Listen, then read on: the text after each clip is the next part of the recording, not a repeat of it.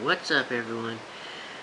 I'm back here with another iOS 6 beta related video, and today I'm going to be going over the new additions in iOS 6 beta 3.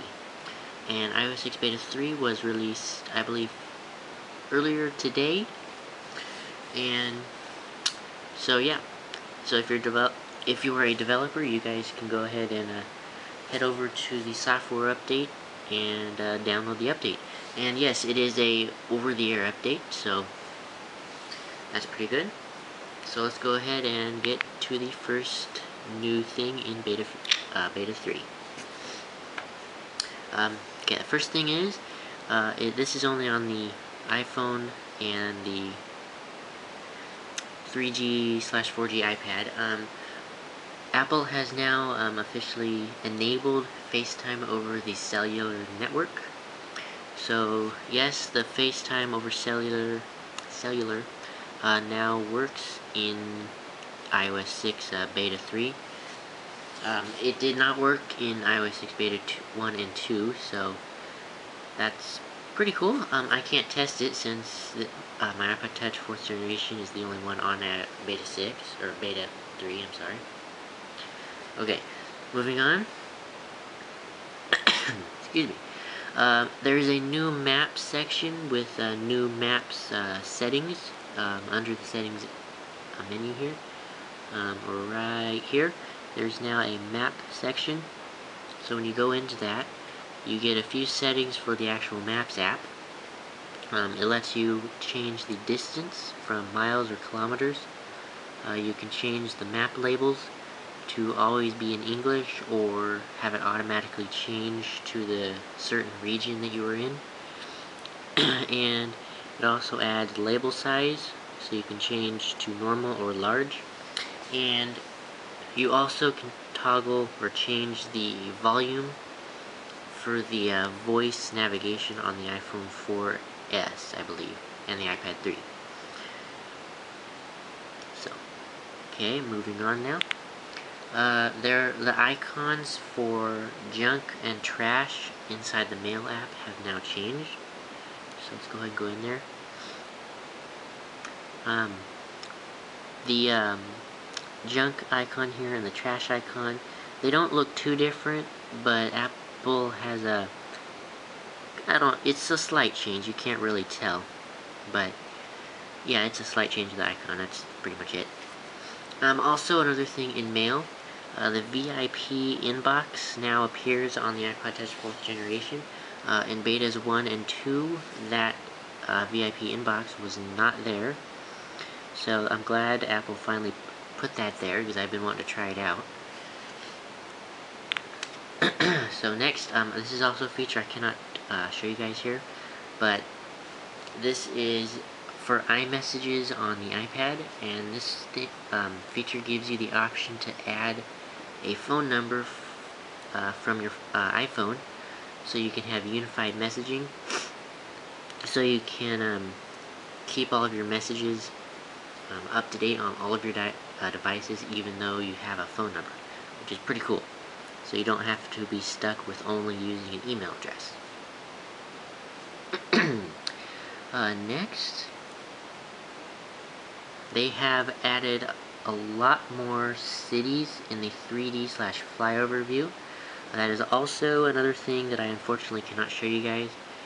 But in the Maps app, Apple has added a lot more major cities for the 3D/flyover view, which is pretty good. In videos I've seen, they were having some trouble with certain cities, but you shouldn't have any trouble with that now. Next, this is also in Maps. This one I can show you. The little, right here, the little labels, you can't really see it, but right there, the little label that will give you more information about that place. There are now much more of those spread out throughout the Maps app. So say, let me go to this little town that's next to me, right here. So the more you zoom in, the more little label icons you will begin to see, which is pretty cool. So this one I can tap and it says the Gather Wine Bar. And then over here it says Eclair Bakery. So it's pretty cool. That's minor, but a big improvement in a way because it's nice. Yeah, big improvement because before there was not very many labels. So that's good. This is a very small thing. The status bar, just like I said in beta 2, it got slightly darker in beta 2, but now Apple has had it, made it even darker in beta 3. So I just thought I'd point that out because I kind of noticed that. Also, another thing in Maps, it loads much faster than it did in beta 1 and beta 2. So Maps app has been greatly improved in performance and speed. Next, there are now icons next to the privacy settings. In beta 2, these icons on the side over here were not there. All you would see were the words for the settings. So yes, now you're going to see icons, which is very nice so it can match up everything else in the settings app. Next, the auto brightness now increases gradually rather than changing instantly. So before, the auto brightness would instantly change to, I guess, the current lighting condition. I kind of like that more because it would be kind of like the MacBook Pro where whenever the lighting changes, it would immediately change the brightness of the screen. But Apple has now put that back to gradually, which is a bummer, but what can you do? Oh well. Anyway, this one is kind of a big one.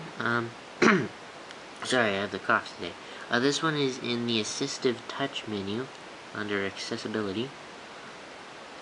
Also, before I go to that, this menu here is kind of slightly changed. The invert colors has now moved up, or the invert colors and the zoom has kind of moved up to a more accessible menu, rather than scrolling all the way to the bottom and accessing it there. But anyway, let's go ahead and turn Assistive Touch on now. So let me go out. Okay, now the little square icon thing here, you can now have an freely move it around your home screen.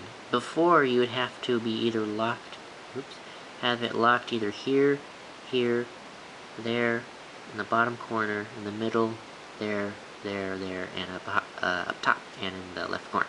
But now, as you can see, you can move it freely. You could just move it wherever you would like. You cannot put it in the middle of the screen, which I don't see why you would need to do that. But you could put it up in the corner. You could put it here. You could put it down right there. Move it up just a little bit. Just move it anywhere that your needs require. Say you're in an app and a little icon is in the way, so you can just kind of move it up a little bit, and it'll be out of the way of whatever you're trying to see. So it's pretty cool. Now the next thing with this is inside the menu you get quite a few more options. As you can see here, there's now a voice control option. So when you hit that, rather than holding down the home button, you can just press that and it'll immediately bring up the voice control menu. No match found. And no match found. And that doesn't do anything. But anyway, yeah, you can bring up voice control. Okay, the next thing is when you go into device, there is now a more button, which you can hit that and you now get multitasking and screenshot. So when you hit the screenshot button, it'll of course take a screenshot just as you would when you hold down the power button, and the lock button at the same time. So let's go ahead and do that now. And there you go. quick and easy way to take a screenshot, and also multitasking. So say if you can't press the home button twice for some reason, you can go ahead and tap the multitasking right here. So you can hit that, and it'll bring up the multitasking menu. And then of course you tap the screen, it'll go back down. And then of course you still got the home button going like that. And then still got the rotate screen, volume up and down, lock screen, and the favorites for your gestures and all that. So it's pretty nice that they added the voice control and the screenshot. The multitasking, I don't really see a particular use for that, because it's just simple to hit the home button twice and there you go. But I mean, it's in there if you need it. So, but yeah, it's pretty cool. That's basically the last feature that I personally have found in the iOS 6 Beta 3. So I hope you guys enjoyed this video. Stay tuned for my next video, which should be of a review of the guided access feature, which was in Beta 1, but yeah. Actually, yeah, it wasn't working in Beta 1. In Beta 2 and 3, Apple has officially enabled it, I guess. So yes, watch out for that video.